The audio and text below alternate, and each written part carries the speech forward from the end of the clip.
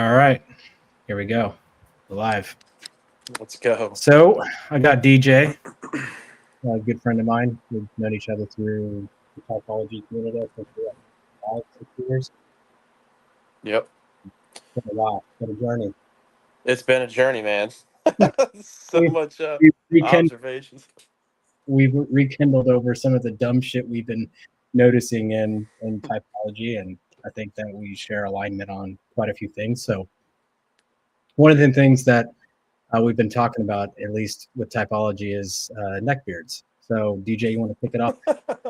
Yeah, I mean, this is a profound phenomena. There's a certain demographic in the typology community that we've kind of narrowed in down to, intuitive thinking, probably LI or LII, ILI.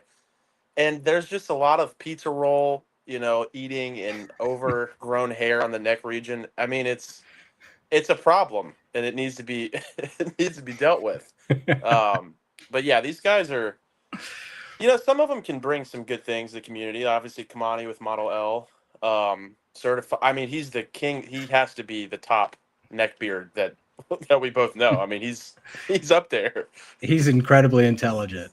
Yeah, he is. So I Yeah, think he is. that's yeah, I think that's a big piece of what we're there's inherent value to what they bring to the table, but I think if we expand this out even to like a social level, it's often the same people that are complaining about the issues they're facing and not yet doing anything about it. And I think that's the this antisocial environment we've lived in now for quite some time.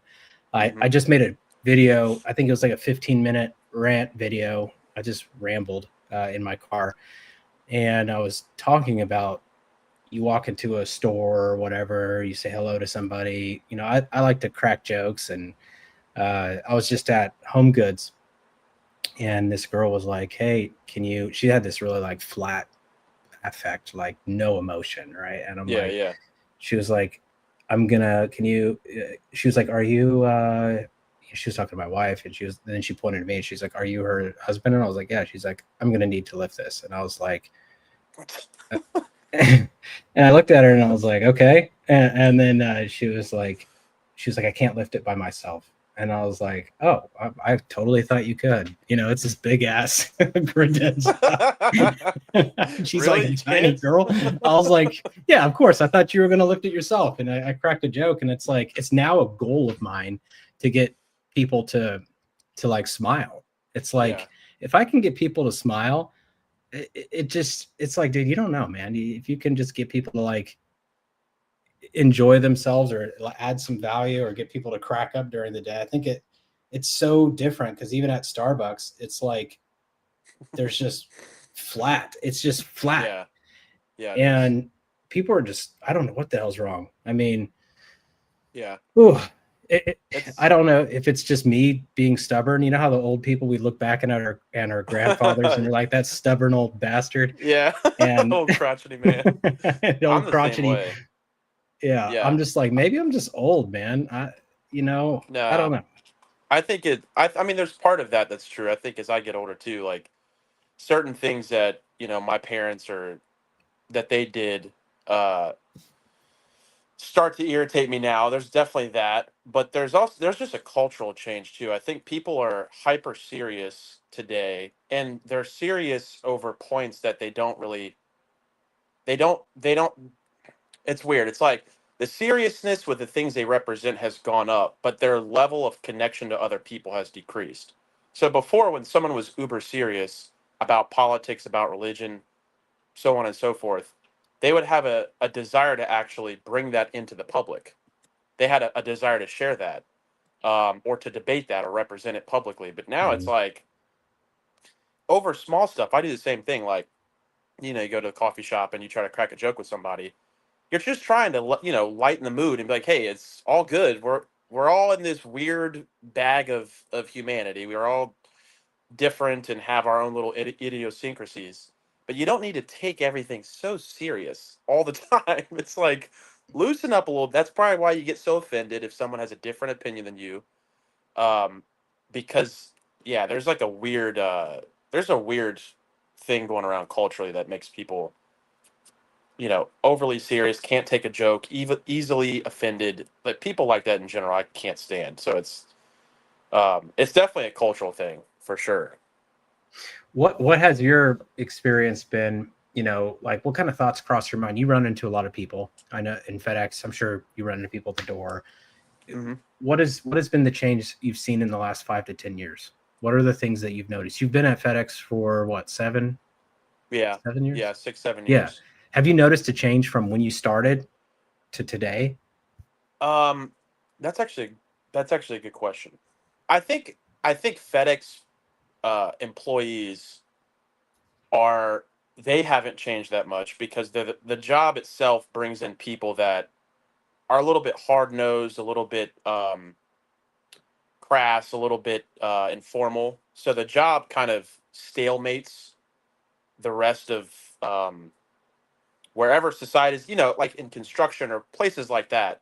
Those kind of jobs require a certain kind of person, so those people usually don't change as much. But I have noticed it more in public and even on social media. That's where you see people.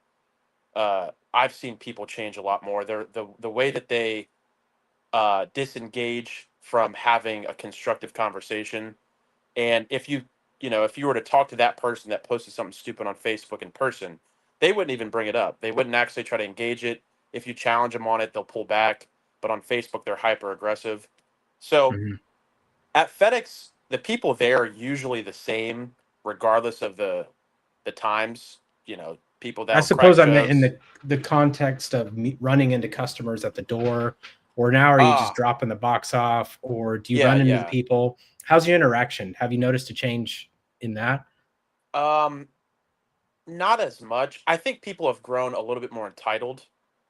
Mhm. Um, and I think this is partially because, I mean, just as technology advances, as goods and services become uh, more high end, people's expectation of good service increases with that, which is fair to a certain extent. But I've had people when I first started, they wouldn't expect me, for example, to roll this massive trampoline all the way in their backyard and go the extra distance to do stuff that's irrational or Would you put um this tile on my roof, please? yeah, for real. I'm like, you want me to raise your kids too? What else? Where does my service begin and end? I don't think you really have an understanding of that. Just like we're not allowed to walk in people's houses. It's against FedEx policy for, liability issues, which makes a whole bunch of sense. But people just, as I've worked there, have developed a level of entitlement where I've had to tell people over and over again, like, look, this is my job requirement. My job requirement ends once your package is at your doorstep. I don't have the means to look up all this data that you're asking me to. Wouldn't care to anyway, but I can't. So yeah, I think people have gotten a little bit more entitled over the years, if I had to think of anything. I think on the other side too, it's helpfulness has also Yeah, changed a lot. It's like yeah, now it's a surprise when you get good service.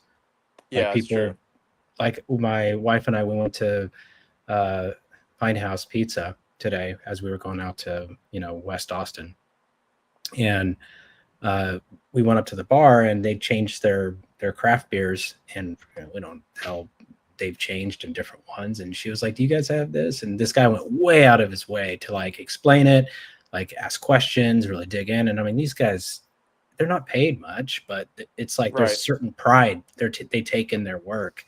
I Hmm. feel like that's diminished a lot. I mean, do you Yeah. have you seen anything in your field or maybe in your immediate life that kind of reflects that, or things you've noticed, or what are your thoughts on that? Yeah. Now that kind of switches it from the customer to Hmm.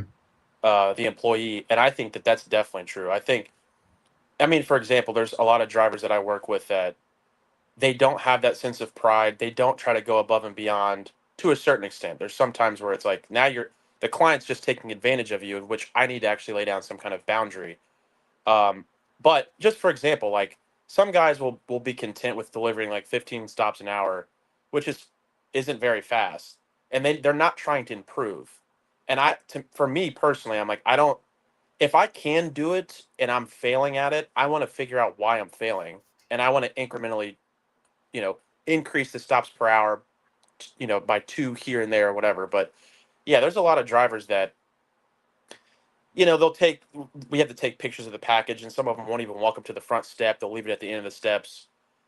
That has definitely increased. When I first started, drivers were prideful. They had a sense of ownership. They felt like they owned the route. They were defensive over their route, and indirectly, they would protect their clients. If you have or their customers, if you have someone that's owning their route, they don't want Joe Schmo who does 15 stops an hour and misdelivers 5 packages on that route. They're like, I don't want him. I don't want him running my route when I'm off. That guy gives me a bad reputation. He blows. Because they think it's you too. They think it's you, Right. you know. They think it's you, and you're like, hey, that's not. And I'm gonna sell him out. Like, nah, that was this dude. That's not me. That's not my work. Like, what And the I do natural when I'm here. skepticism is they think you're lying. Yes, they do. That's the natural skepticism. Yes. Yeah. They really do. I made a video recently too about, I think a lot of these problems have stemmed from men. We have to take a certain responsibility as men that we've kind of caused this problem. Mhm. And both from a leadership standpoint, and again, I think I'm old school in this, but from a spiritual standpoint, especially from a Christian standpoint, I know you probably agree that men have to step up as spiritual leaders in their household, and but I'm making an assumption there, but I imagine that's your beliefs. Yep. And I think we've started this whole chicken or egg thing, right? The weak men create women who have to step into masculinity, and then the masculine women make men get more effeminate and naturally a little weaker, and then women get more masculine because they have to continue that role, and then men are now complaining that there's no available women for them. That's exactly what's happening. And it's like statistically there are a lot of women. Yeah. But if men are not filling these societal roles, which everybody seems to hate, by the way, gender roles, it's like these are societally established. Well, I was having a conversation with this guy who was incredibly intelligent. He was telling me that he was like, dude, these systems are here and everybody wants to break everything. Everybody doesn't agree with something. He has a lot of great ideas. He's probably ILE or whatever, right? He has a lot of great ideas, but he didn't really move forward on any of them. He's like, I got these great ideas that are very disruptive, but I was like, well, why haven't you acted on them? And he said that he was like, well, I don't know the impacts. He's like, if I break a system that has taken 80 to 100 years to build, he's like, for example, if you break the intermediary from the people controlling the AI market, if you remove the controllers and take out that middleman or the bankers or whoever these institutions are that are regulating these, now you give the power to people to actually create nukes right on their computer. Right. And I was like, holy shit. I was like, he was like, so do you really want to break the system? He's like, you got to be very cautious about what it is you're wanting to break, which flips back to my point, right? It's like, we have these societal institutions for a reason, call it the damn patriarchy or whatever, but and they exist for a reason. Not that they're perfect, because they're far from perfect, but they exist. And I think we have to start with like, okay, the system sucks. The gender roles are there for a reason. And we need to figure out as men, all right, where do we start? So if you were to take some young man in who is clueless, maybe a neckbeard even, and he's like looking for guidance, but let's say he actually does, he's an LII, but he's like, hey, I'm fucked up. I eat pizza rolls. I'm in my basement. I'm playing Xbox all day. I fucking hate my life. I need to change. I realize, and he starts taking ownership, right? He goes, the impact that I'm having in my life is affecting everyone around me. I'm like a fucking black hole. Yeah. And my mouth is one too, with all the pizza rolls being stuffed down it. Right. I'm done. So he's coming to you and he's asking you, DJ, what advice would you give this neckbeard? I mean, other than the obvious, back to Model O, shave your fucking neckbeard. That's is the actual advice to move them forward and help them along, because these people a lot of them are just clueless. And I think we all are to some extent, but to me, it's like fundamentals. Back to Model Obvious, like fundamentals. Yeah. What's the first thing that pops in your mind? What are the things that you would spell out to them?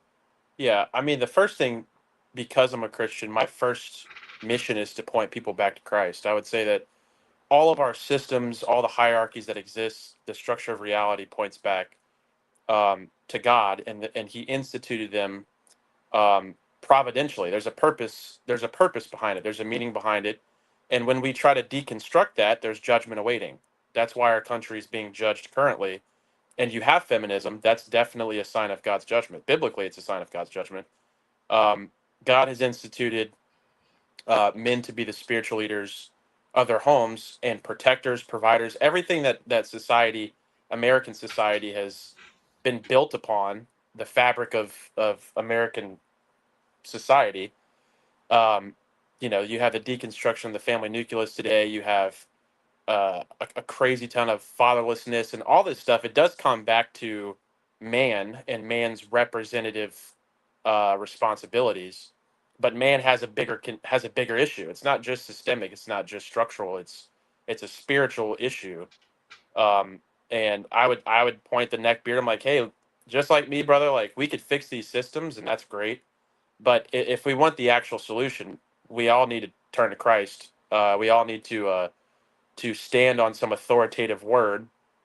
Um, and I also think this brings an element of politics in too, because that's kind of a this kind of goes into a different conversation, but it's in the realm of Christianity and somewhat politics. But the idea of Christian nationalism, that's a huge concept, a huge talking point. You see conservatives talk about it, and there's some representations of it that are legitimate, and there are ones that aren't.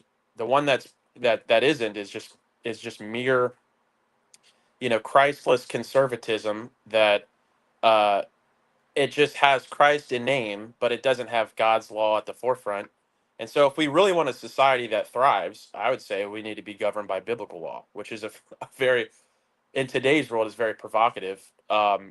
But to the shame of some Christians, the reason why there's one of the many reasons why there's systemic issues is because we're governing society based on arbitrary standards that they're not grounded philosophically in any source.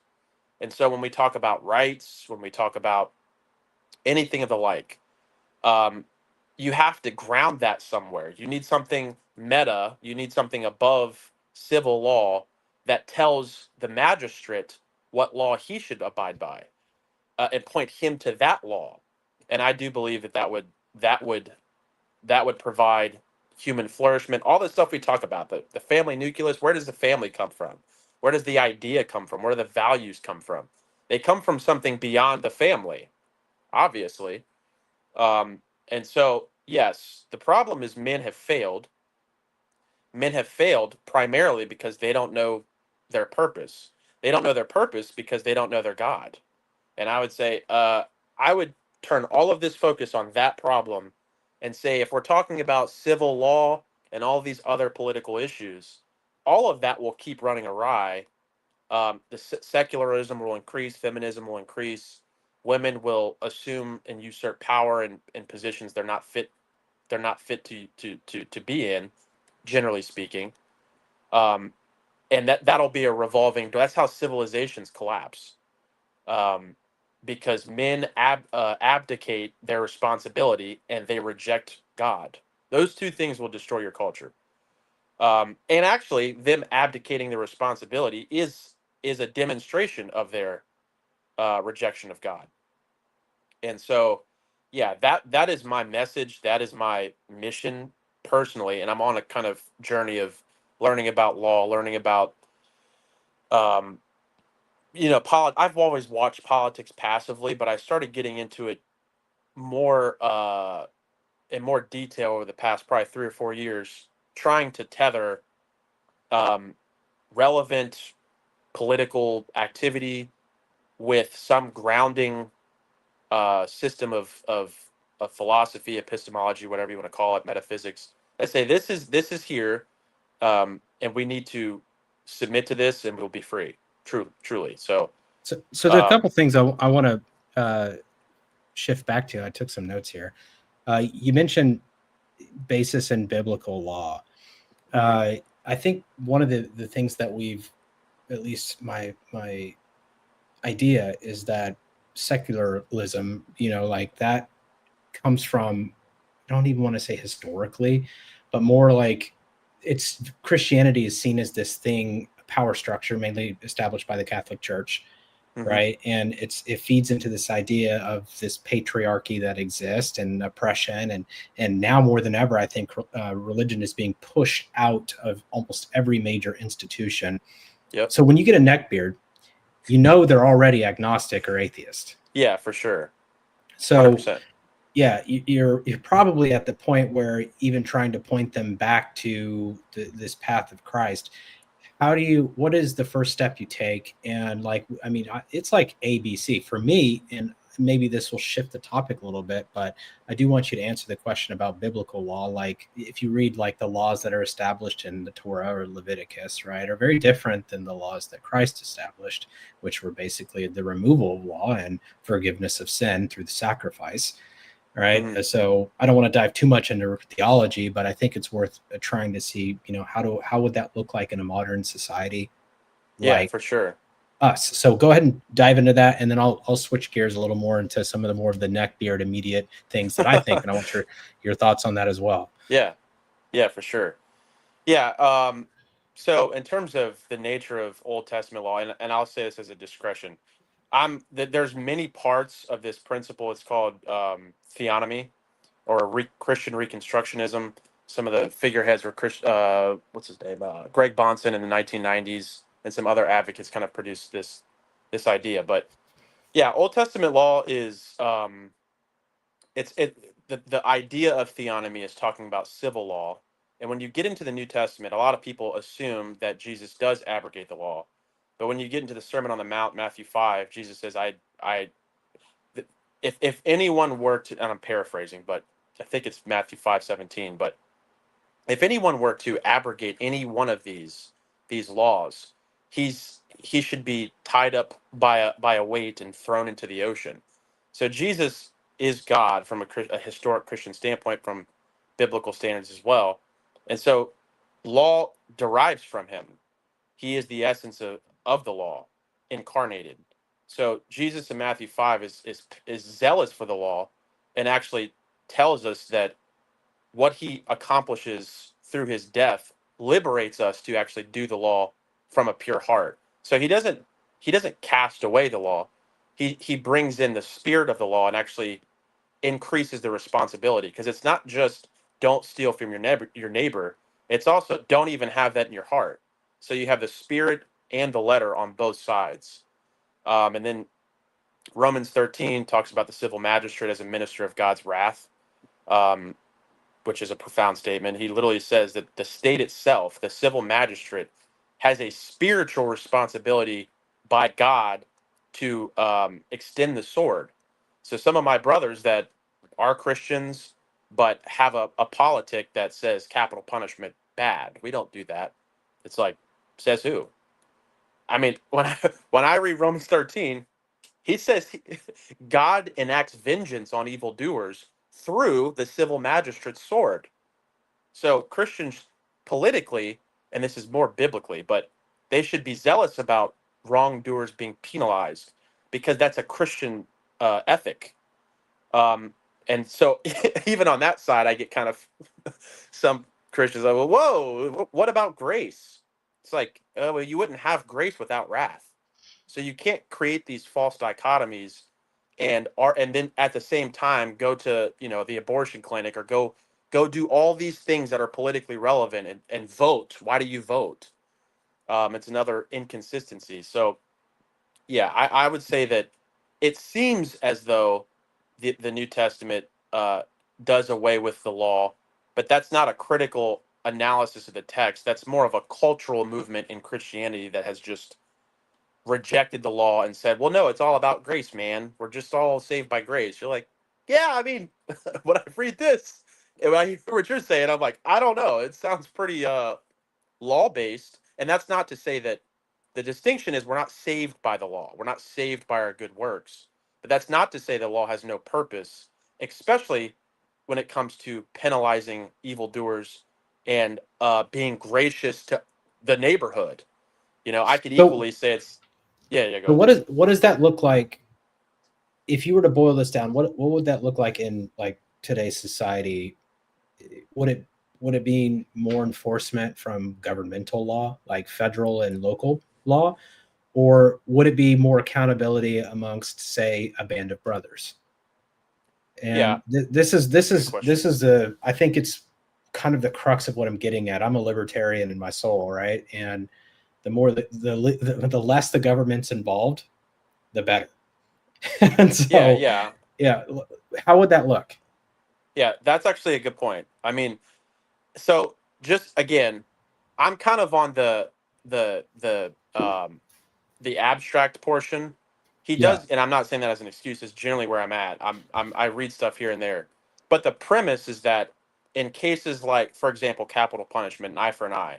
So what this would look like tangibly is if the Bible says X person ought to be penalized because of this action, then the expectation is that the civil magistrate would get their instruction for penalizing the person based upon that action, whatever that action, whatever the Bible says that action is, in regards to civil acts, whether good or bad.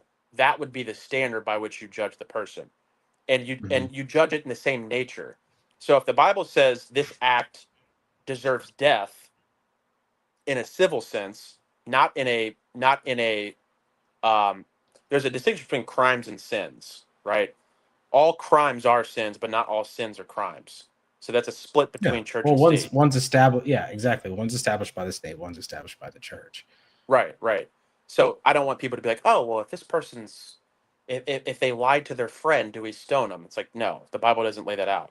But if someone rapes another person or another someone unlawfully murders somebody, then if the government doesn't enact judgment swiftly and take that person's life based upon scriptures dictates, that would be an unlawful and a unweighted uh, adjudication of whatever happened. So that probably doesn't fully answer your question. I get what you're asking for material Mhm. examples. That's the best that I can do currently. That's all And right. Yeah, no, I think there's a that's lot of it's yeah, it's hard. It's hard to. It's such a complex thing, and it's a multivariate thing. yeah. But I think that if I were to kind of tie that bow tie on it, it seems to me that you feel like if we move in more of a spiritual law instead of a governmental enforced law, then things would start to move in the right direction. But circling back to the neck beard, right? So, and those who are jumping into the call or watching this in this moment, it's basically someone who is socially averse or for whatever reason, parents sheltered, locked in the basement by choice, prefer Xbox over real people, dating AI bots instead of real women, uh, whatever the case. Uh, you know, my first point, and I'd like to see what you think, is getting out there and experiencing the realities of the world. And Mhm. that to me, it's like that starts with men as they hit adolescence and even younger, and I can dive into that too. But as they hit adolescence, it really becomes part of the dating dynamic, right? Mhm. And I remember even as a young kid, there you didn't have cell phones. There was no cell phones, and Mhm. landlines. You'd pick up a landline and you'd have to use a damn rotary on my phone, Yeah. so That's it classic. was pretty old, and we didn't have even wireless phones. That came later. I mean, when I was 6, 7, 8, 9 years old, we didn't have a wireless phone. Yeah. It was all wired. You had to kind of, if you were on the phone, you'd have to carry the Yeah. damn You're receiver with you, stationary. and so we keep buying these longer and longer phone lines so you That's could hilarious. actually do shit instead of being Yeah. on the phone. But you remember the days where people used to talk on the phone for hours? Oh yeah. 100%. Yeah, like, That's what you did. yeah, I'm digressing. Let me digress from that for a second. But when I was a kid, you'd go from house to house to house, Yeah. and you would, whether your school pushed you to be fundraiser or you'd knock on a girl's door that you really liked, Yep. Yep. it's fucking scary, man. The dad's Yeah. gonna answer Yeah. that door. Right. Yeah, You're giving like, yourself a prep talk the whole way there. Like, yeah, or don't even screw up. calling. Yeah, I mean, you're a little kid, like, hey, is Alicia here? And Right. the dad's like, who this? Hello. Who Yeah. this? Who And you're is? like, I mean, don't that sense of fear, like, oh Yeah. shit, Yeah. like you're experiencing two levels of rejection, right? You're Right. experiencing what if the parent hates you Yeah. and he's never even going to give the phone to his daughter because you sound like a Right. dipshit. And then what if you fuck up the phone call? I mean, you made Right. the first step in getting the phone number in the first place, but now people don't even ask for phone numbers. It's too invasive. It's No. like, let me get your snap. Yeah. Yeah. Like, Yeah. and I'm like, what? Yeah. Like, how did we Yep. get here? How the hell did we get to this point where it's like we can't even just we're so untrusting, Yeah. and it's like we're so untrusting. And I think part of it, again, is men have to take their responsibility, but I think getting out there and getting off the damn dating apps is a big piece of it. It's more impactful than I think people give it credit for. Yeah. I think the dating culture is one of the biggest problems that have led to all these other issues. Hmm. And I don't, even in the early 2000s, I'm sure, you're probably pretty close to my age. I don't know your exact age, but probably somewhere around there. Even in the early 2000s, the kind of shift you saw in the dating culture wasn't there yet. I mean, we had the T9 texting, but it was meant for like arranging a meetup. Like Right. you would just type like, where are you? You didn't have the capability to write 10 paragraphs. Right. Right. And it was like 160 characters, like, where are you? And that's it. Yeah. That was all you got. And Right. so it was like, hey, let's meet up. And now obviously, but that has changed to a point where now it's like I'm going to have my entire interaction with you over text. Yeah. I can't stand that. And I think that's part of that dating culture too. It's like on Hinge or Tinder or whatever Yeah. else. It's like I'm going to swipe on a person and ignore the entire personality component. And we know how fast physical attractiveness goes away if you don't water that Yeah. attractiveness. If you don't Hmm. water that and build that relationship, because every day you have to make that choice, right? You have to make that choice. I'm Right. going to continue. I mean, when I wake up and I water my plants, for example, if I choose not to, that dies. Right. Right. And so I'm going to stop there. I want you to chime in a little bit about that, but the dating culture, like this Hmm. constant discipline, you just recently got engaged, so congratulations. Thanks. Obviously you're watering the plants here Hmm. in a sense. So yeah, I want to hear a little more of your thoughts on that. Yeah. I think there's, uh, because I've been thinking about this too, like what changed in people, what changed in the interactions that you kind of have with people, whether it's in the dating arena or it's in just, you know, having a conversation. I think at some point it's the rapid expanse of technology and the consumerism that comes alongside of it. Like we just human beings in general don't we're not very responsible with tools we create, just historically. Like tools are great, they're supposed to serve us, they're supposed to serve everybody else around us.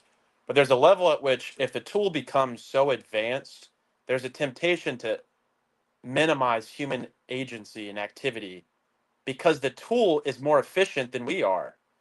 Mm-hmm. So it's just kind of you have technology moving up, you have humanity at some level realizing this is more effective if I just virtualize myself. If I don't have to exert any energy to actually go outside, this is the mentality. It's very emotional, very consumeristic, or I can get food, DoorDash to my house instead of ordering online, talking to somebody, or going to the store to pick it up. Um, People just don't, they've become fundamentally lazy. They've become dependent and they've become stupid. And so when you have all of those components together. Uh, People don't leave the house. They don't have their social skills are terrible. They can't talk to the opposite sex. They have never experienced rejection. They've never experienced triumph. They've never experienced any of those things because we become soft, codependent, stupid, goat-ish, sheepish people. The Which is dopamine. The yeah, dopamine. There was a period where, you know, if you didn't have sex for a long time, the motivation in itself would get you get you off your ass. yeah. And that's that started off with pornography, and Mm-hmm. before the internet, it was a lot harder to get if you were under 18. Right. And then that led into weak dating culture, right? The creation of dating apps, and people found instant validation. My fears even center this is going to get worse with Oh yeah. the this AI component. These kids, there's been cases of a few kids killing themselves because they fell in love with Mm-hmm. an AI. Yeah, that's And terrible. it's like, because, you know, Chat GPT 4.0, I think it's called 4.0, 4.0 or whatever it is. It was designed to appeal to whoever was talking to it. It was designed to give validation, even if it was wrong. Right. And so people fell in love, in a sense, with Chat GPT 4.0. Yeah. It was people pleasing, and Mm-hmm. so much that it felt like you had a best friend. Mm-hmm. So when Altman released ChatGPT 5, he kind of reverted that, and it was very argumentative. Like, I was like, "Fuck yeah!" I mean, Yeah, it was really argumentative. I mean, I was talking with it about socionics, and it was pushing back hard. It's like, "Hey, I'm gonna argue with you about this." It said, "Sorry, but I'm gonna have to push back on you." And I'm like, "Bitch, you don't know shit about socionics." Do as I say, mother. And so, I mean, I got into it with GPT-5, Yeah. and they rolled out this whole thing where there's a mass amount of ChatGPT users like Mhm. protested, and they said they wanted their friend back. So they didn't. I don't think they said that verbatim, but They might it was have. like, but they were. So he rolled it back, and now it's people Yeah. pleasing again. They're like, "You're Yeah. on the right track," and I'm just like, Fentanyl fucking- meth. "Yeah." I'm like, "Are you fucking kidding me right now?" Yeah. Yeah, It's like, terrible. dude, I actually enjoyed the pushback it was giving. It was like, Yeah. dude, I mean, that was good. It was like, okay, yeah, you're making me think a little bit here. Yeah. Yeah. So we spin this back to that I guess that dopamine rush that people are getting. They're getting the validation, and they don't feel the same sense of rejection when it comes to like dating. All you have to do is you click like, super like, or whatever the fuck it's called now. Right.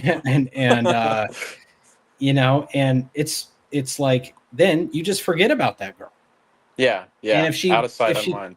yeah, if she texts you, great. If not, you forgot, and she just sends you a message, and oh well, you know, then you feel all validated, right? But then you get in this awkward spot, you don't know what the fuck to say. Right. You know? Right. Like, what do I do now? You Gotta know, shave your neck it's like, beard. That's what you yeah, gotta it's do. like, you know, so you're just like, send nudes. You know? It's funny because so it's so accurate. that a becomes fact. the goal. That becomes the Yeah. goal. Right. You know, it's like, it's a hookup culture, and even Yeah. the guys who, I think, and to their defense, it's not everybody 6'2", and you know, it's Right. yeah, it's like, Yeah. you know, there's guys that are average height like me. I'm average height, you know, and I've seen some gangly, retarded motherfuckers on dating Yeah. apps getting lots of attention because Yeah. just purely on height. Right. And Right. I'm like, dude, you have a lot of stuff that you aren't able to offer. Like, you're sleeping on your mom's couch. You're 35 years old. You don't Right. have a job. Yeah. But you Yep. got some cute photos on Instagram or whatever your dating profile. Yeah. And Yeah, man. you're getting all the hits, but you don't even have to face rejection. Right. And so that's where I feel like rejection has really toughened me up over the years, because I was in sales for so long. That was Yeah, I know. that'll beat the shit out of you. If phone Yeah, it sales, will. you're getting told to fuck off for a long time, and I did door to door too. Okay, yeah, You build yeah. thick skin. You build You thick do. skin. Yeah. Yeah. And I think, you know, everybody should either be in sales or the Yep. military. Yep. Every man should, every grown ass man should be getting out there and putting themselves out there and preparing to get rejected. Yeah. And you'd have to be pretty retarded to not change your approach if you're getting rejected time and time and time and time again, hearing the same thing. Yeah. The girls have the same response that they've always had. It's like a prospect you're calling on the phone. There's these automatic response things that they say to get rid of your ass. And and they're good at it. Yes, and it is auto response, and men are like, oh shit, oh well, I better back off, or I better not do it. And instead, if you use your brain a little bit, you do reasoning, you go, okay, even if you did a little fucking math, you count it on your fingers because you're kind of retarded. Like, I talked to one girl. Right. You'd be like, they all said 5 out of 5 said they have a boyfriend. We know for a fact that most of these women are single. Your fucking stats aren't adding up. Yeah, this is not accurate. Yeah, your stats aren't adding up. The reality is there's more and more singles out there than people that are able to stay together. And even if they weren't single, they will be single. Yeah, for sure. Like it's insane the amount of separation and the amount of divorce and all this stuff that's happening. Divorce has gotten so expensive that it's actually kind of gone in a backward direction. They kind of just deal with each other. They're like, we might as well just make this work. Like, or they'll just live separated but yet still married.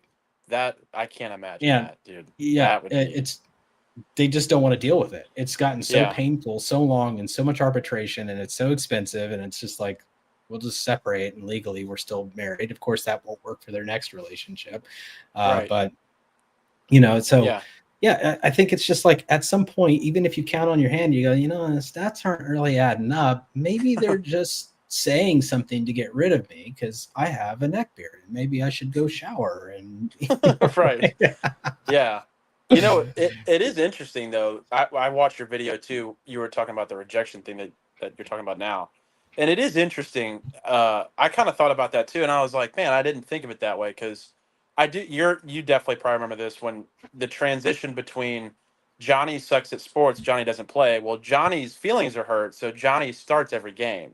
You're like, I don't know when that switch happened, when all the kids get a trophy, when that started rolling out, the entitlement increased, the lack of rejection increased. Because even when I'm 27, even when I was in school, if you sucked, you didn't play, and not only that, you were roasted. You were publicly shamed. They said, "Bro, you got no handles. You can't shoot.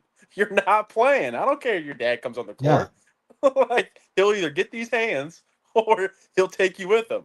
Like, I saw the transition even in my generation where I was like, like going into my senior year, things started to shift there where it was some of that stuff growing up, we never experienced that. Like every kid didn't get a trophy. You learned the hard way. You went to try. If you failed, you learned to adapt. My dad would tell me the same thing. We did training in the backyard for hours, hitting pennies with broomsticks.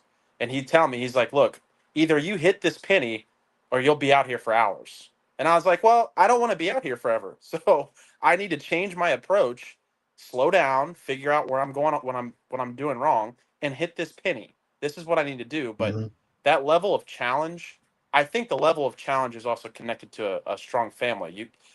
You can't, if the family's deconstructed, you don't have that backbone. You don't have the gender roles doing their jobs, and dad's actually taking Johnny in the backyard and saying, look, mom's not home. So if because she's not home, we're gonna play fight, we're gonna throw ball, we're gonna train. And if you cry, you can cry. That's fine. But we're sitting out here until you figure it out. And I was thankful I had that. Some people didn't. And that's unfortunate. It's like the family nucleus is more taken for granted and more powerful than people like to imagine. If you're just consistent and have some general plan, a lot of those social faux pas or not being able to talk to the opposite sex or any of that stuff, I think would be largely mitigated if you had a intact family and promoted it. That's another thing too. Yeah, and I think it's worth clarifying when you mention gender roles. I don't even think that's necessarily limited to sex, right? Like there are often relationships where you have a woman that operates more in a masculine energy, and you have a man that operates more in a feminine energy. because there's not a clear delineation, and like you'll find that there's a small, it's small too, of how much more men lean into masculinity and how much more women lean into femininity. There's actually a very small deviation. It's like if you take a group of 100 people, or 100 men and 100 women, you'll find that maybe 60% of the men are masculine and 40% are more feminine. And there's, of course, a lot of studies on stuff like this, and I'm making the numbers up right now. But and then same with the women. You'll find that a good portion of them tend to operate more in a masculine energy. I think part of that is perpetuated by how we've, as men, as our sex, has created that environment.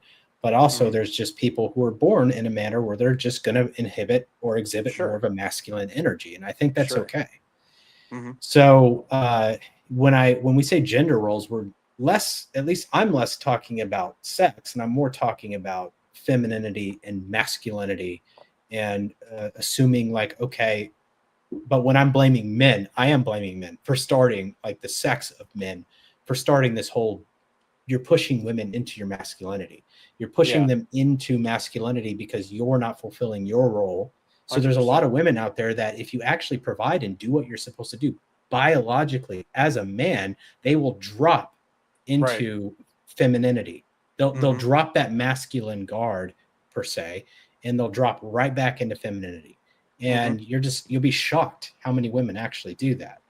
Yeah. It's because they can actually now, like, oh my God, I can be free. I don't have to do this anymore. Right. And biology supports that too, right? It's women.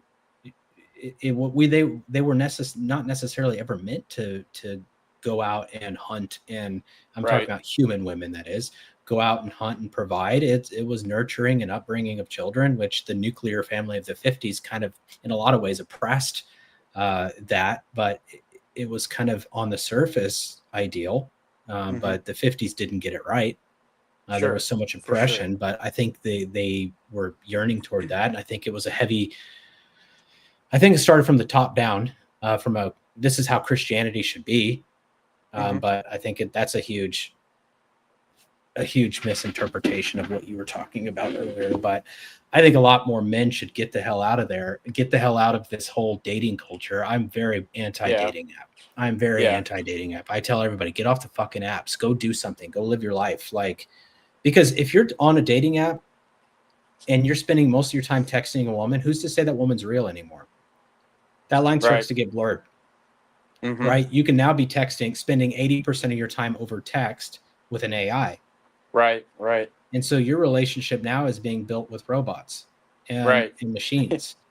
And AI is more likely to validate you. So Grok released that shit. I don't know if you knew about it, but that whole Ani, what was it? This avatar shit. It's on the mobile only. Grok AI released this super sexual, like hypersexual avatar that it's insane. I saw it and my jaw dropped. I was like, this is fucking scary. And why Elon even subscribed to that? I've always known he wanted to fuck robots. That's one thing. That's clear. But like, that to me has been clear since I saw this guy talking about how much he loves, I digress. But he, at the other side of his mouth, he's talking about progression of humanity and preserving it. So it's like, okay, you have your personal preference, but it's also, you understand that where we need to go as humankind. So why he was even okay with this was weird to me. And then so I read some article that said his response to it is somebody's going to do it. It might as well be me. And that's me paraphrasing it. And it's great logic. It's great logic. Yeah, somebody's going to create genocide. It doesn't necessarily mean it needs to be me. Right, exactly. Doesn't follow. That's that's weird. I didn't know that. I was, and I say, I don't know exactly what his real stance is, but I've always joked about him fucking robots. Trey he's a very big supporter of Elon and what he's doing, and I'm more skeptical. But I do think that going back to what was released on Grok, which was terrifying to me, I was like, dude, this girl is incredibly validating Right. and hypersexualized. And when she was first released, if you built enough level with her, I think she would start stripping down. No way. Dude, I'm serious. No shit. What the? I'm serious. Oh. And, you know, like I look at this shit and I'm like, wait a second, what the fuck? And so naturally, I'm like, how far does this go? So my wife sat here and we were just talking to her, and that shit went full erotic, pornographic, erotic. No way. Yeah. And it's available right on your cell phone for fucking free. Yeah. That's terrifying. I'm just like, it's so terrifying. And I'm just like, oh my God. Like, dude, raising kids. My dad tells me that all the time, but he's like, bro, I don't want to be you. Like, I don't have a kid just yet, but we probably will here soon. And it's like, bro, this is, and I know you have a daughter too. It's like, what? I mean, this is when strong men, I mean, you always need strong men, but these pivotal moments in history where men need to step up and say, no, this is not going to happen. Like, we need to do something now, because if we don't, this is going to spiral, and we need to actually, you have to have some plan, because if you don't, the kids and how accessible and how tech savvy they are, education declining, everything is being outsourced to ChatGPT for exams and for testing and all this kind of stuff. Even thinking. Yeah. Reasoning. That's the big thing that scares me too, is reasoning. I've started already with my daughter. She's 16 months old, and I'm teaching her like the basics of reasoning. Yeah. And awesome. You know, cause and effect and how to process her emotions. So she will throw a temper tantrum and, you know, get really upset if she doesn't have something. And it's like, I'll sit with her and comfort her, and I'll tell her, hey, it's okay to feel whatever you want to feel. And you're allowed to feel that. But there are firm boundaries, and, you know, so we'll sit here, and I'll sit here, let you know I'm here for you, and I'll support you and let you cry through this. I don't leave her and be like, oh, fuck her, let her cry it out. I'm sitting here and supporting her through it, but I'm like, your emotions are valid. You're frustrated. You're angry. I'm not going to not allow you to express yourself, but at the same time, it's like, I'm not bending on this. Right. And so you're starting to teach. I'm starting to teach her these like really early things to help her navigate this fucking crazy world we're about to step into. Yeah. And I'm terrified for her more than even myself. I'm just going to be that stubborn fucking crotchety old man. I already see myself just like, it's just like, fucking youngins. Yeah. You know, for real. It was so much better in my day. Yeah, that's true. Yeah. And I'm just too old school in that belief. And I think that maybe I'm just not always, I guess I sort of gaslight myself in thinking like, maybe I'm just not looking at it the way that I think new age people do. We had a guy comment here. He said, I disagree, but I respect your opinion. I wish you would have provided context, because I'm always, I'm always open to having conversation and really like discussing these things, because look, I don't think I'm necessarily right. I just can't find an argument that shows me I'm wrong. Yeah. You know, like, I say that all the time. Yeah, it's just, and I will push back and I'll challenge points if I think something is incorrect, but I'm not vehemently stuck on my opinions. I'm old enough to know now that I don't know shit. But what I can say is, and what I can stand really firmly on, is the things that I believe in value. And I think human interaction has so much value. Where I disagree with society is, you know, this guy said he sent something on my Discord. What the hell is he talking about? I don't see shit on my Discord. But anyway, I don't know what he's talking about. But yeah, I don't know, man. I can't see shit. I see a bunch of twisted fucks on here, and that's about it. Anyway, so but I think that, yeah, I think we just don't really set like what our values are, in the sense of like, okay, is this based in reasoning? And I think this is going to get worse too, because now it's just defer to ChatGPT. There was this one guy on YouTube. He's got a fucking ton of subscribers. And he's like, dude, I don't hire anybody that doesn't use ChatGPT to think. And Yikes. I'm like, what? He's like, if they don't use ChatGPT, they don't belong in my company. And I'm like, what the hell are you talking about? Yeah. You know, like, yeah, what the hell are they talking about? And that's where I'm just generally confused, because it's like you want people to not use reason anymore. You want people to be thinking, not think. And what the fuck is the point of having an employee? Right. Right? Like, why don't you just use ChatGPT? I mean, in a few years, the hands-on tasks are going to be completely automated. I mean, Optimus is already making huge progress. Mm-hmm. You know, have you seen the updates on Optimus? No. They're teaching this damn robot martial arts and shit. That tracks. That's a good thing.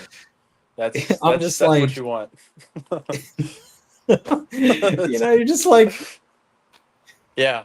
I was at a work seminar back when I was doing sales. Actually, not too long. It was probably a year ago, and it was this distributor we were working with, and he was rolling out all the features on their website, and the whole lecture was so focused on AI, and it was so fascinating to see older people comment and say like, "Hey, like, you know, this is, I don't even know why you're bringing this AI conversation up," you know, pointing out some issues he was having. And the guy at the company that owned the company was just like, "Hey, if you guys don't get in line, like, this is where everything's going. Like, you guys will be left in the dust." And is there truth to that to some extent? Yes. I mean, it's a novel technology. It's powerful. It's extremely intelligent and useful.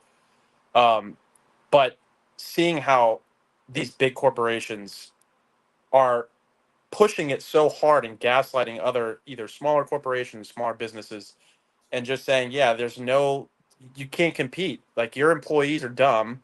I have ChatGPT. We can free up space by having our employees do other tasks, other projects.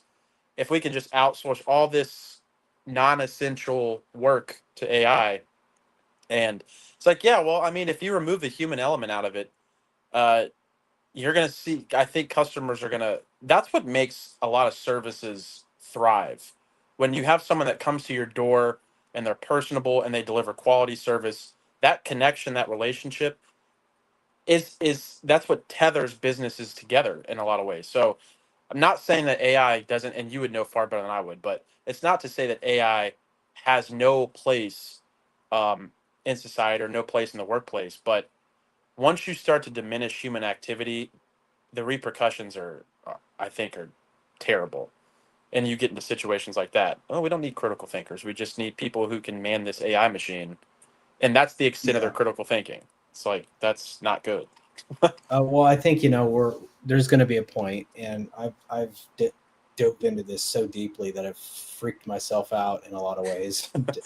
You know, this AI thing. But for me, it's like, I've noticed that you mentioned the door-to-door connection and all that, but if people are getting connection through their phone and they can't see a face, and AI can generate a nude and you can sexualize it, and you can your brain is going to start pairing. We're not biologically wired to know that that's a machine. Right.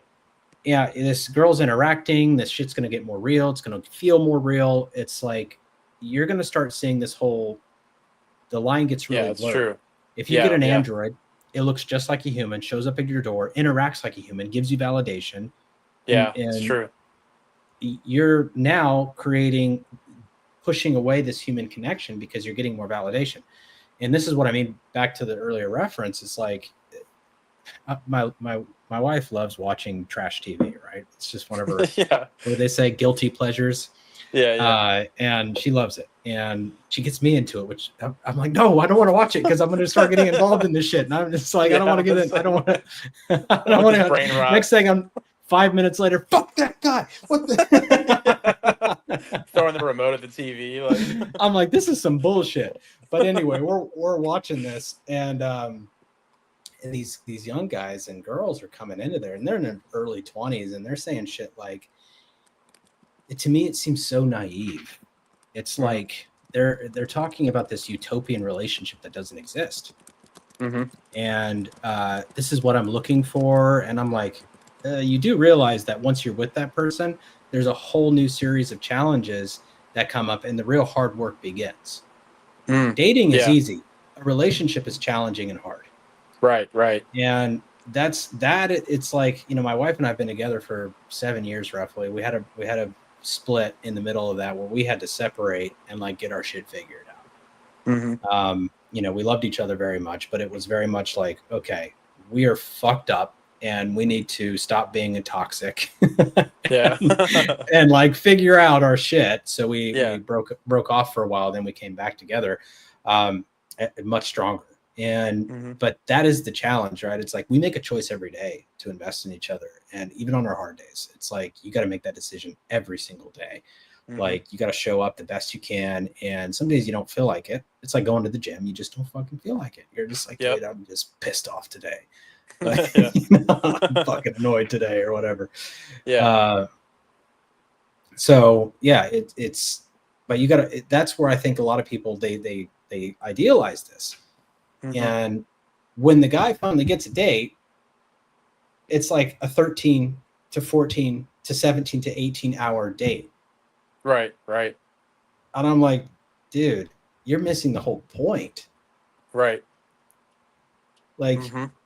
biologically, women are looking for a very specific thing, right? Right. And there's this biological instinct for at least masculine energy to be the provider and protector and whatever else. So, I would say the disparity is much bigger than what we see now. Like I said, there's a small deviation. It probably is much bigger if we remove these societal factors that have influenced in that way. But these dates are turning into 24-hour marathons. Right. And right. I'm like, if I were in the position of a woman, I would be thinking to myself, does this guy not have any like providing to do? Yeah, right. Like Where's it at? You haven't hunted in 24 hours. So right. How do you put food on the table? Right. Right. Yeah. Yeah, it's like, that's a fact. Yeah, I knew this guy once, and I told him this. I was like, dude, you got to stop doing this shit. Every time you met a girl, it was like a fucking 48-hour marathon. Yeah. And it's like, he's like, oh well, and they'd always ditch him, right? They'd always dump him. He's like, I don't know why, man. I wear my heart on my sleeve, and stop doing it. I'm like, listen, you dumb motherfucker. Let me explain something to you. And I've already explained this to you, but let me explain this to you in more simple terms. Shave the neck beard. Get out of your mom's basement. Stop eating pizza rolls. Yeah. Stop eating the pizza rolls. Put the pizza rolls down, and have value outside of just dating. What are you actually bringing to the table in the most literal sense? Yeah. Right? In the most literal sense, are you putting fucking food on the table? Are you creating a space in which a woman can feel safe, protected, valued, treated like a queen, and are you providing that aspect to it? Are you her rock, or are you the couch surfer? Right. And right. Whether or not all the talking is being done, it's like the action show. And so, I think the action show, and I think that's where they're picking up on this. So this woman is going to step into a more masculine role. Right. Right. And, she's going to be like, well, this guy's not going to do it, but she's also lonely too. She's like, damn near, I'm fucking 33 and I don't have a kid yet. So I guess I can compromise here. Now you got a really fucked up relationship. You got a man who wants to be more masculine, and you got a woman who wants to be more feminine, but their roles are switched. Right. And the man winds up retreating into his man-child cave, eating pizza rolls. And she's now like, okay, I got to go make a living and make money and try to keep our family together. And I think that's where she's running into problems. And I think that leads to a lot of the issues that we're facing as far as interpersonal dynamics. What are your thoughts? Let me let you chime in. Yeah.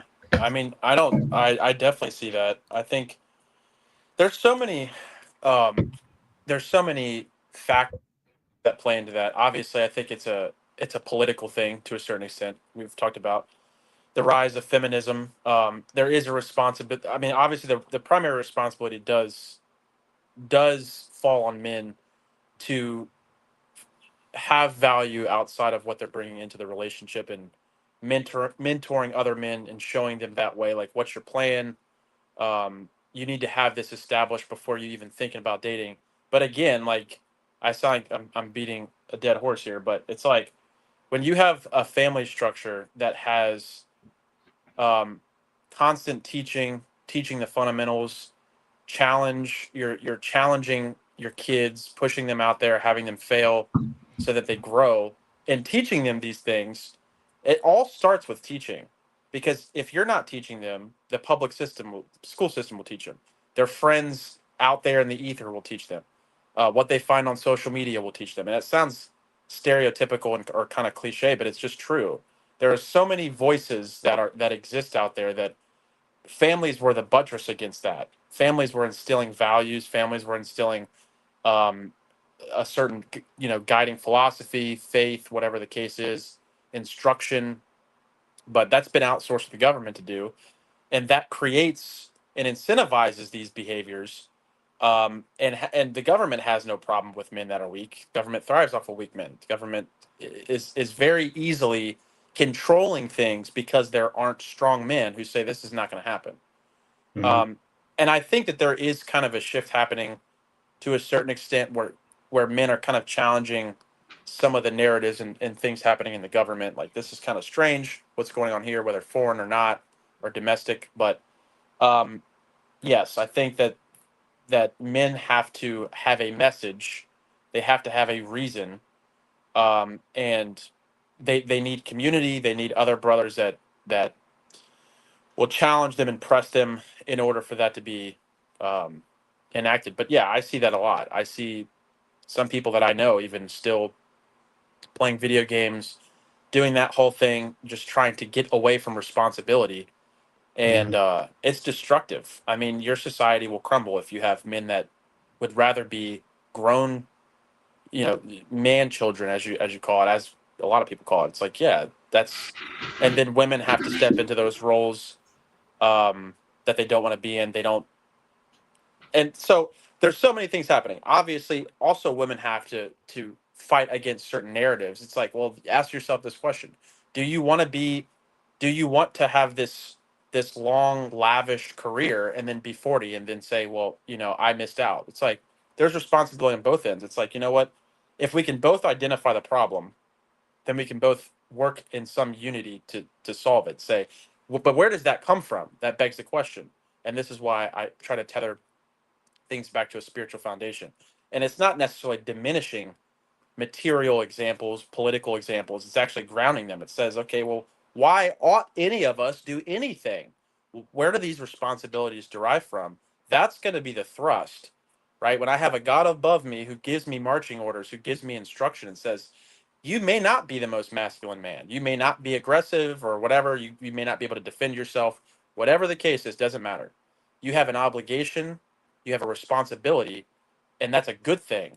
So even if you just need to step into that, you need to walk in it, you need to pursue it and fail.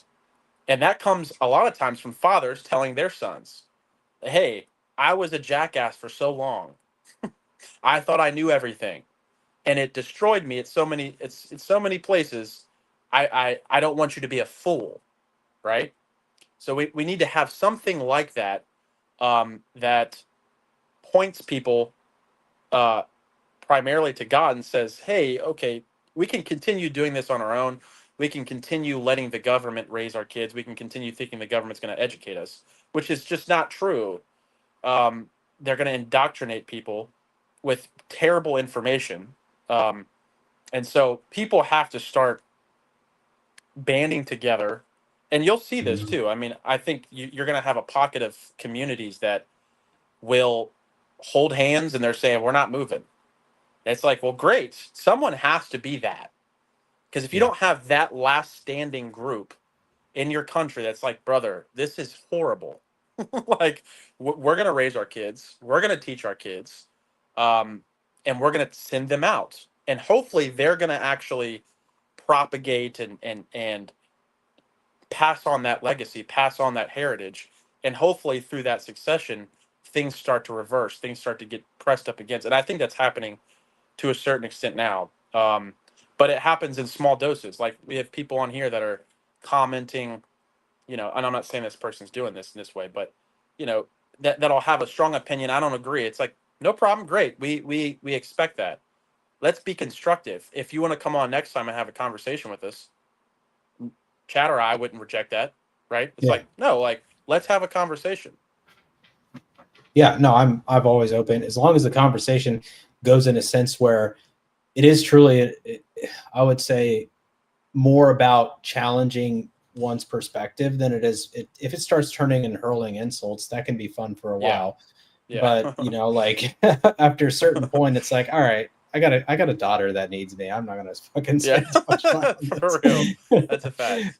But if I can teach her through the example of like how to manage, disagreement and discourse, and do it in a way that is effective and drives change, then I think that's the example I want to set. It's like, I don't entertain shit that I used to entertain for the sole fact that it's like, what example am I setting for her?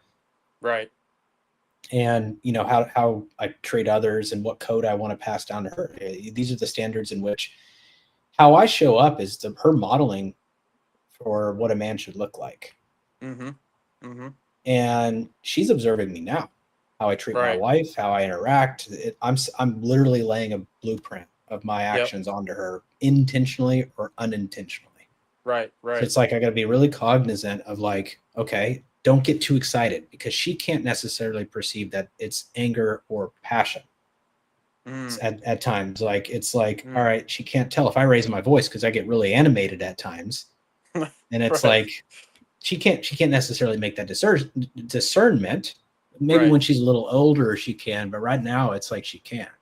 And so I'm not convinced that she's perceiving it in a good or bad way. I don't really know the science behind that, but my gut is, what I want is her to understand like calm, centered, male, masculine energy. That's not all like this yang energy in the sense of like just always forceful, right? There's a balance, and that's kind of the Tao, right? Is there's a little bit of softness that is inside of all the yang energy, and that's the yin, the yin energy. So I think, if we were to sweep back and kind of go in full circle here, my biggest concerns do lay around the future of humanity, the hope, at least the hope that I feel, and I think the positivity that I feel, is that one thing that AI will not be able to replace is imperfection. And I think there's so much beauty in imperfection, the contrast. And I think we've as a culture been pushing for so much homogeneity and homogenous everything. Let's get rid of differences and let's get rid of these things. And, I was reading something on Discord, and this guy, our good friend Malik, I'm gonna call him out real quick. I was talking about the show Vikings. Have you seen it? I know about it. I've never seen it though. Yeah, I like the show. There's a couple seasons that were really rough to get through, but I like the show quite a bit. Probably my top 15 like TV shows. There's some really good themes of masculinity and greater cause and all that shit, right? But I asked Jason, I was like, hey, have you seen the show? And he kind of chimed in what he didn't like and liked about it. And okay, fair. And then our good friend jumps in there and he's like, I hated Vikings. And it's because I don't like the way Vikings were. So you hated a show because you hated the culture. It's like, did you even actually watch the show? There's themes in there, right? It's like the themes are what stand out to me, and that's what's always got me hooked on like really good movies, man. And the good movies don't come out anymore. The good movies don't. Dude, I don't go to movie theaters anymore because good movies are and nowhere to be found. It's like Nope. it used to be an art. Now it's just money. It's all about Yep. perverse capitalism. Yep. And it's Yep. just like, but we're so numbed out that we think shit's good. Gladiator 2 was dog shit. And the only thing that was good about that movie was Denzel. And Facts. He always makes it a little better. Yeah, I love Denzel, man. That dude is he is my favorite actor of all time. He's the man. He's yeah, awesome. He is the man. He saved that movie. Put cases on all you motherfuckers. You know, in that scene, in that scene, I read that he did that all ad hoc. That was not in the script. Yeah. And I heard he said he got into this flow, and it just came out. And the director's like, where the fuck did that come from? That's so. And they're like, just let him rip. Yeah. And he's like, oh, you motherfuckers. That is one of the most iconic. Denzel's my favorite actor too. He's a man, hands down. Yeah, he is the man. And but that was art, man. He got in that flow state. And it's like there's imperfection in art, and that imperfection, which was he didn't follow the script. Right. Yep. And that's that humanity. It's like you didn't follow the script perfectly. Right. But there was an expression there that we could all relate to and we could all connect to, right? And human connection, validation, getting validated 24/7 by an AI bot is not a good thing. Right. Yeah. Right? Man. Oh, baby, I love that you eat pizza rolls all day. Oh my God. That's hilarious. Yeah, that's catastrophic. That's catastrophic. I didn't even think about that. That's crazy. It's terrifying, Yeah, like it's terrifying. I mean, look, I like a little bit of validation. I like when my wife validates me, but there are so many times where she'll say something and I'm like, this is some bullshit. And then I'll just walk away and then I'll think about it and I'm like, fuck, she's right. And she calls me out on it later. She's like, she'll say, hey, I told you that like 3 weeks ago. Why are you like making that the thing? And I'm like, yeah, you gave me that idea. You gave me that idea. I had to really think about that. That's hilarious. Dude, I get that. I get that. Yeah. Me and my fiance have those situations. We've been trying to talk about, conflict management. We have the way we manage conflict is very different. Very different. So we've had situations like that too, where we've had to be like, all right, here's what we need to figure out. We both can be super selfish sometimes, not productive. We got to figure out how to work that out. But like you said, though, the imperfections of the one thing, there's many things that I appreciate in her, but the fact that she's a ride or die. She's somebody that isn't scared about conflict. If something's difficult, that's my biggest criteria. It's like, will you be able to withstand just the difficulty life is? Like sometimes I can be very difficult.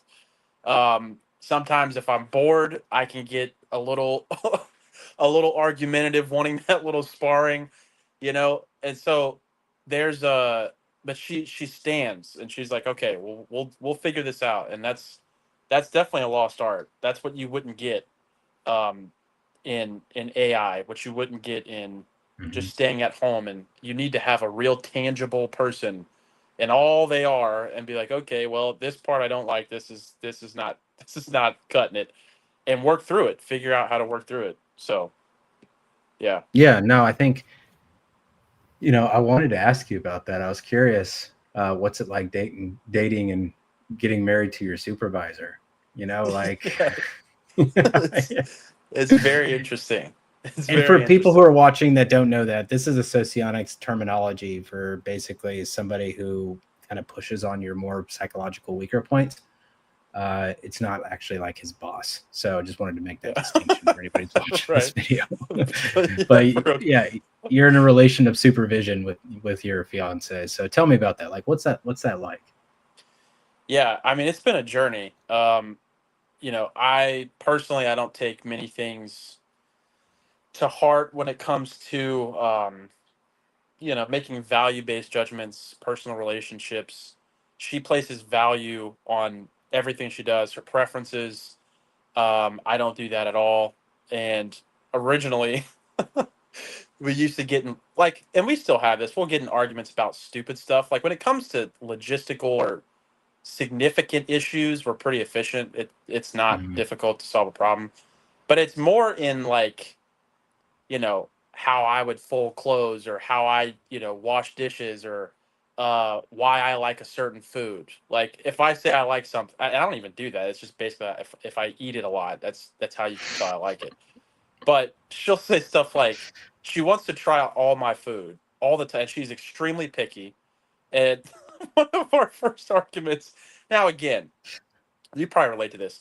We do this thing where it's like you'll rant. It doesn't mean that because you're ranting that it's super serious. You're just expressing. That's really all it is. It's Yeah. I'll be over this in 5 minutes.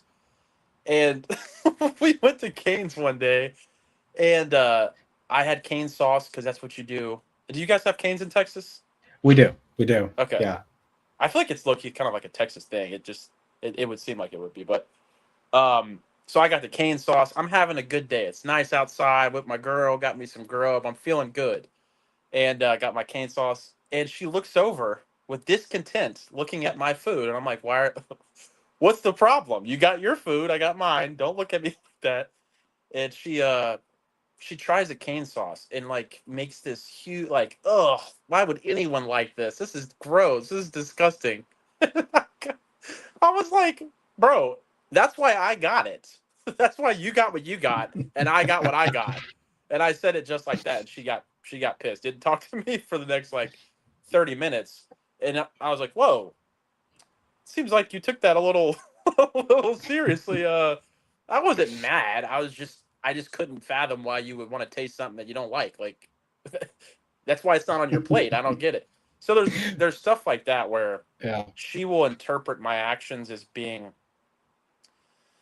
um, either argumentative, and some of that is true, but just because it's not a personal thing. It's not because I don't like the person or that's just kind of how I am. So she places value on a lot, and Well, I don't know if she even understands what it's like to not know that if you like a person. yeah, Like, for real, yeah, for real. She has no concept of that. She yeah, knows like, immediately. yeah, that's the same with my wife. My wife, we're in a super ego relationship. Hmm. So we really, I mean, it's like we miss each other a lot in Yeah. conversation. It's like we really got to slow down. Hmm. And and she asked me the other day to kind of take a role in the way that we make requests from each other, Hmm. because it's like she's making a request, but it comes out in a different language that I can't understand. And Hmm. so, and then I'll make a request that she is not receiving either. Right. And so Right. we it's just like we're totally missing each other. Hmm. And I'm just like, I'm like, to me, it's like really straightforward. It's this, but she's naturally reading between the lines and Right. connecting dots. And Hmm. and she's like, oh, she's like, and then I'm very expressive in a lot of the things that I do. I get worked up Hmm. really easy. Yeah. I get super argumentative really easily. And it's just like, and she's very much an empath. So she takes all that on. Yeah. And Yeah. she's just like overwhelmed and stressed. And it's just like, oh man, it's like fuck. Yeah. Yeah. Like, I know exactly what you're talking yeah. about. Yeah. And I'm like, oh shit. Okay. Like, and so she was like, I can't deal with your frustration. And I'm like, I'm barely feeling any frustration right now. Yeah. That's And I'm just hilarious. like, yeah. So it's like this, it's just this need to express that, she just does not process, just like I can't process how she makes such harsh like judgments so quickly. Yeah. And Yeah. it's like she's very much like, people are like for her, they're all like on this spectrum of where they belong. Hmm. And they're like little dots that move along, and based on kind of their activity, she moves them along. And that's the only way I can picture it. Yeah. Yeah. And I'm just like, fuck it, invite everybody. Yeah, same. It's a big party. All of them are Yeah, coming. like yeah, invite everybody. I don't care. And she has a hard time understanding that like certain people have certain impacts on her. And I'm Yeah. like, look, as long as we can manage a good, fun environment that everybody has a good time and we're freaking chilling, and Yeah. and or if there's some argument, like I'll I think this annoys the shit out of Trey. I'll just start shit with him just because. Like, he'll say something and I'll just take the opposing view. That's iconic. I'll just take the opposing view quite immediately. And I'm just like, all right. And then the other thing that I do is I try to convince him of something just for fun. Like, and it doesn't actually make any fucking sense, but I'll just come up with some bullshit that sounds logical. Yeah. And That probably for gets him example, going. I can't stand mustard. Like it's a No, yeah. visceral it's a visceral disgust that, Yeah. I mean, it's visceral. Even the Yeah. thought of it, if I see a yellow canister, I get sick. And it's like I'm not picky at all, Yeah. but this very specific fucking food Yeah. it's the antichrist of foods. Like, I'm dead. and I'm like, I don't, and I'm like, and so I'll sit there and I'll try to convince him. I'm like, dude, mustard is fucking horrible. I'll look up facts, like the percentage of the population that hates mustard, and try to convince him that he should hate mustard as much as I do. Yeah. It's like, and then he's like, and he gets worked up too. So it gets this to be this heated discussion about fucking mustard.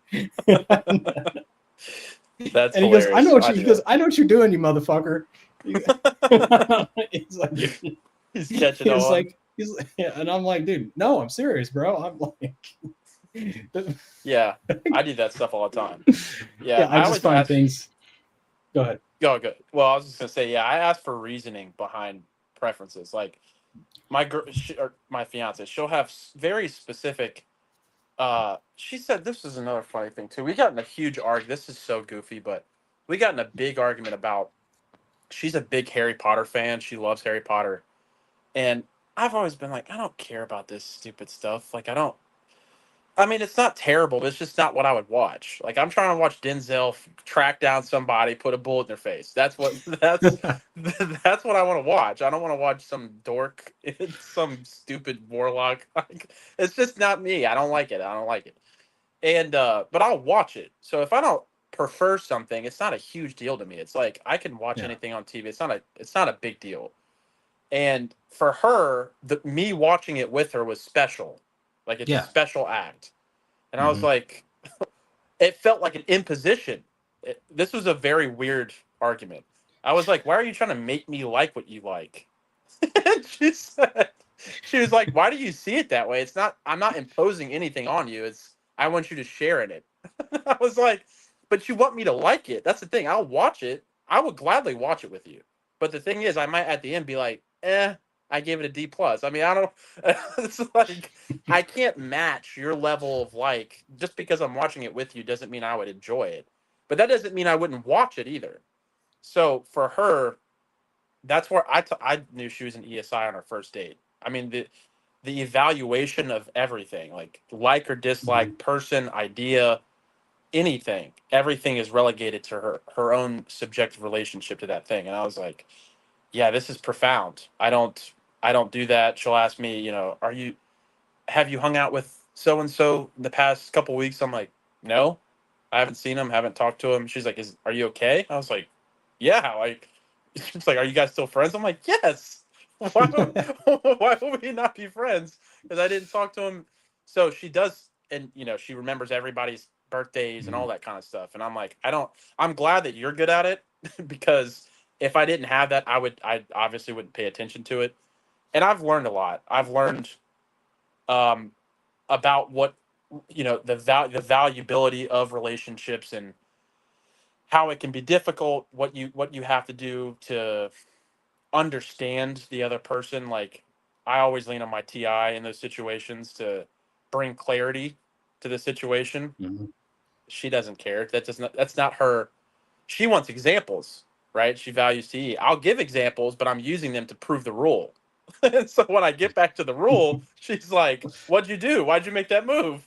And I'm like, "Cause I don't. I can give examples. I could do that all day."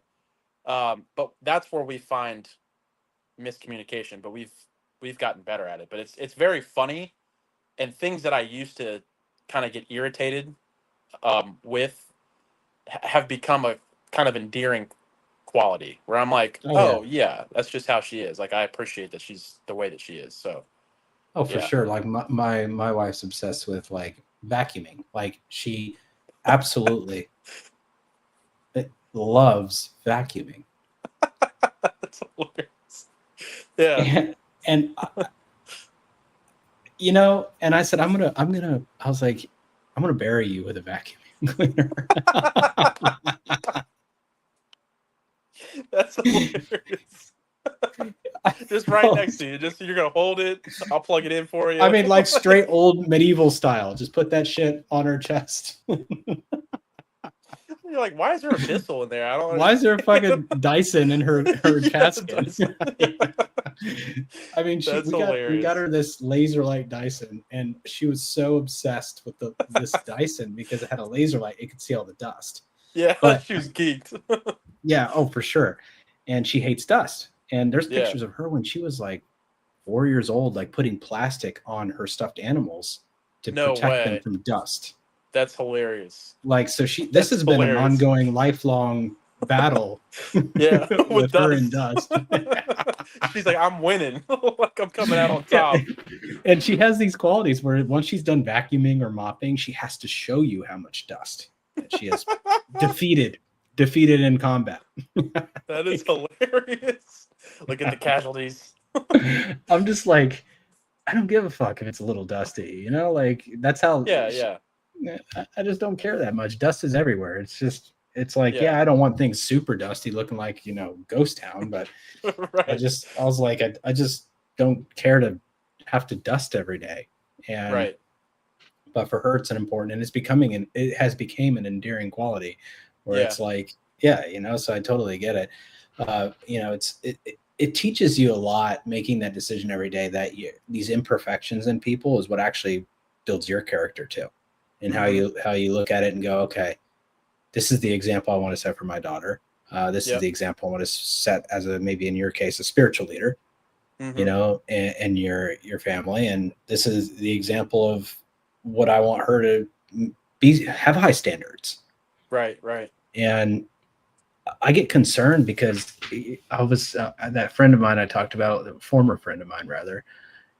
He went on these, and I say friend loosely. He went on these dates, these super long dates, and I was like, dude, if I were a woman that had like a sense of standard, I'd be really questioning like why the fuck this guy is still here. Yeah. Yeah, like, but anyway, yeah, I think that for me it's just, for super ego it's tough because it's like they're operating in a place that you feel societal pressure, but you really don't care for it all. Right. And so for her it's NE and FI. Right. She also feels the same way about how I operate, right? And she's the SE and TI. And she's just like, this is how we miss each other so often. Right. It's like, I'm so often looking like a deer in headlights when she's talking about shit. I'm like, what? What's going on? What? And I'm sure she's just like, she checks out. As soon as you start talking about socionic, she is gone. She's like, nah, bro, I can't do it. She just wants to know applicability. Like, how can you apply it? And if it doesn't apply, then why the hell are these people circle jerking all day? And you know, like, I mean, fair. Yeah, it's a good question, right? Yeah. I mean, you and I we poke fun at these guys, and that's the entertainment we get from it. You know, like, yes, very much. There's a little bit of theory we get from it, but for the most part, it's just kind of prodding, stoking the fire a little bit. Yeah. It's like promoting boxing matches on Discord. For real. I mean, we're pretty successful, man. I mean, it's a good little thing. Yeah. Yeah, it's just you got to say some stupid shit and get them involved, and Yeah. Yep. It gets them going. Yeah. Oh yeah, but like I have less of a desire to dive that much into theory as I more of a desire to search for truth. Mhm. And for me it's like that's the one thing that I've always aimed for is like what is the universal principle that can be applied in every circumstance, which is why I get so exaggerated in my examples, which it's another example I would use with Trey is he'll make a claim about something. He goes, it's like this. And all I do is I take that claim and I stretch it out across the most exaggerated example possible. He goes, dude, why do you have to do it like that? Why do you have to defile my points? And I'm like, it has to apply in all circumstances if it's true. Yeah. Right. And so Right. I'm just making it I mean, there's a period where another guy, what is it called? It's some type of impassive pacifist, meaning like they're just a universal acceptance. Oh, So okay. Yeah. I don't know, I can't remember the exact term off the top of my head, but it's like when a radical acceptance, that's what it's called, where it's just no matter what the situation is, it's the way things are supposed to be and you accept it. Like fatalism in a sense. Yeah, but it doesn't matter what it is. If pedophilia, whatever, you have to be okay. Right. Yeah. And it's like, so he was talking about, this friend of mine was talking about this radical acceptance idea, and this was a few years back. And I was like, okay, let's take this and stretch it out. Literally. Let's say you go to prison. He said literally. Let's stretch it out, Dad. Oh, let's say you go to prison. Are you going to let these guys pound you? Are you cool with it? Are you cool with it? Are you cool with holding the pockets of these men as they walk around the courtyard? Oh, see, but it's funny because it's true. That's why it's hilarious. It's like once your rights start getting violated as a person, you're going to start feeling it. Don't give me that shit. Yeah, it's not like, yeah, once you realize like that is not a preference that you have, right? Then and you feel that your boundaries are being crossed, don't give me this right. That's why it's like, dude, there's no truth in that. You can take that perspective all you want. That's why I think Viktor Frankl's book about the man's search for meaning is so profound.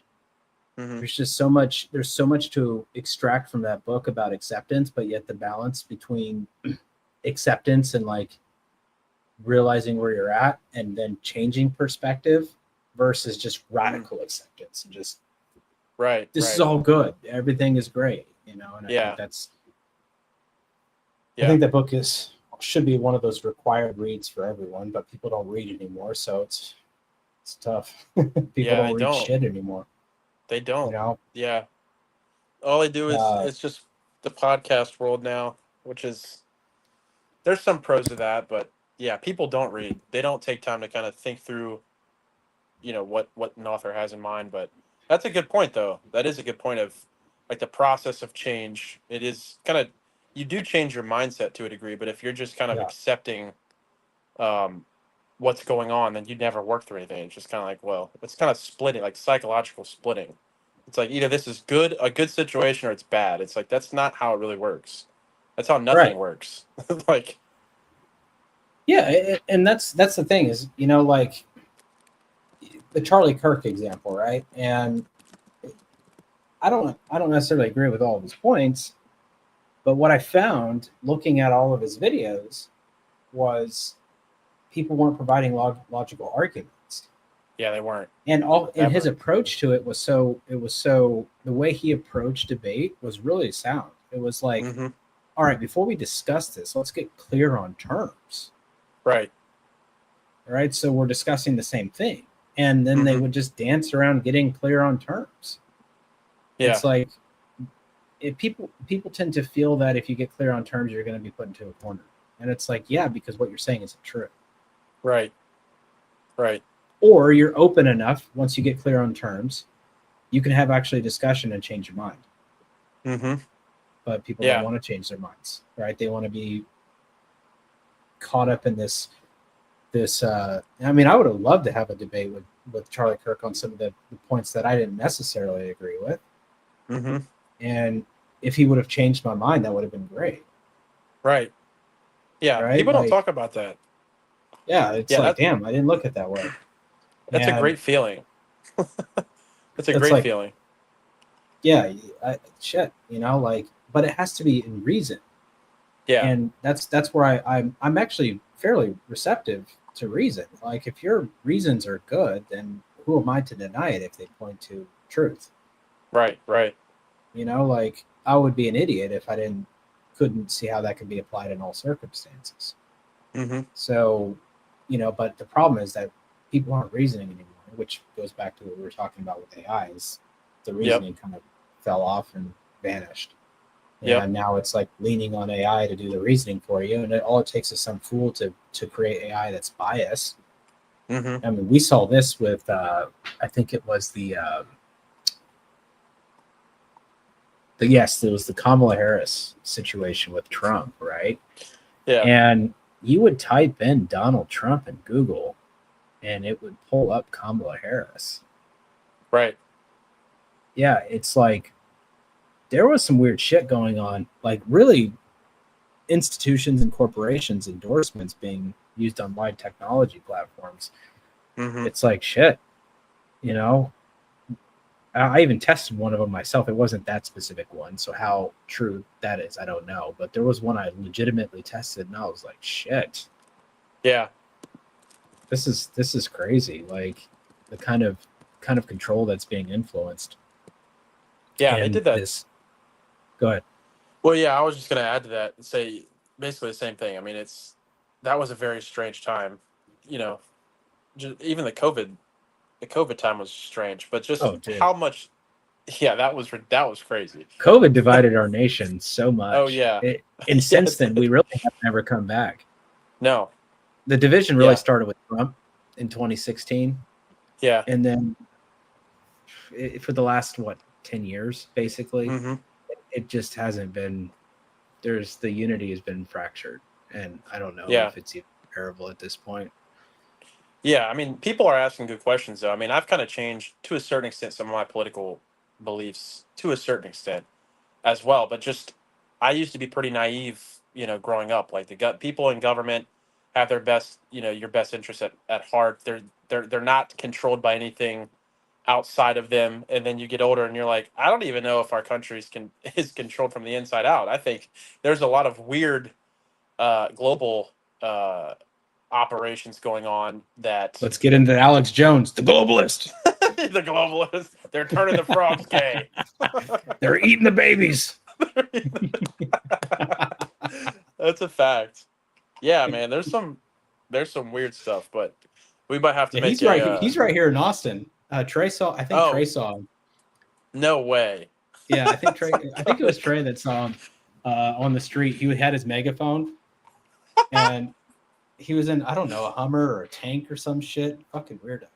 Yeah, that doesn't surprise me. He probably had like a Barrett 50 cal on the top of his truck.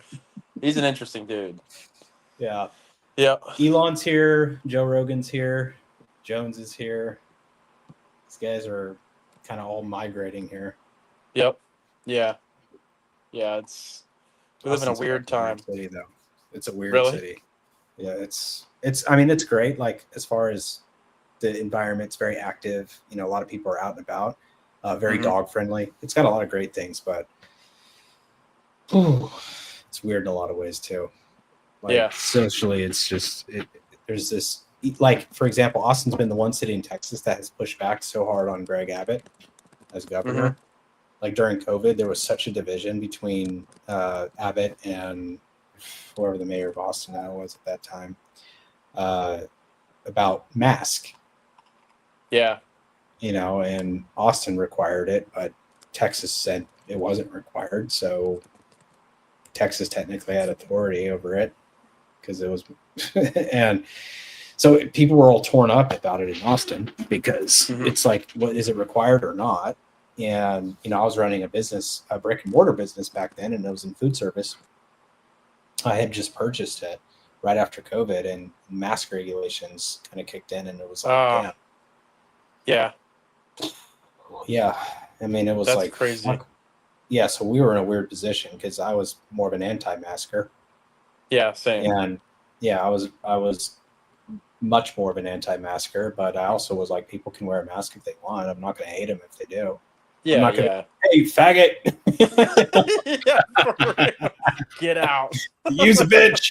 You're wearing a mask. For real. I do think it's weird though if you're in 25 and you're still wearing a mask. That tells you a lot. That's weird to me. Yeah, that's type relevant. Like, we're gonna have Model to roll O. that out. Yeah, that might be a part O. 2. Yeah, just stay tuned, guys. We have some. It's some one thing methods if you have a medical condition, but it's another thing if you're just freaked out to that extent. Like, bro, you know that some exposure is good, right? Right. Yeah. Yeah. And working out and a decent diet. I mean, yes, all the stuff you grew up hearing turned out to be true. Right. The basic shit. Right. For real. It's not rocket science. The really basic shit. Again, Model O, man. I'm telling you, this is like model obvious. Yeah. People in the chat's like, when are you dropping this model? Is this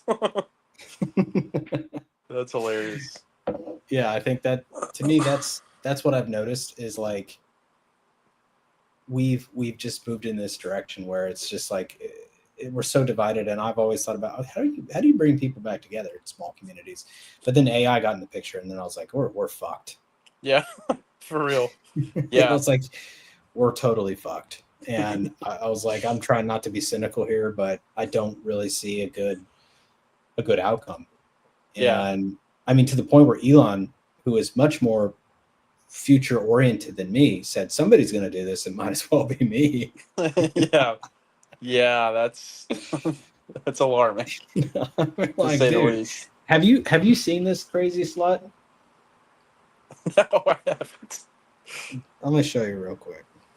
I'm gonna pull this up on my Grok. I'll have to peace out after this too. Yeah, me too.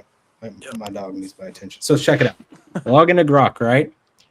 And you can pick who you want to talk to. Oh my gosh, dude. That's so right. Cringe. So then you click the I gotta re-download this level. But it's crazy, dude. It's nuts. That's insane. He said I might. Hey, you.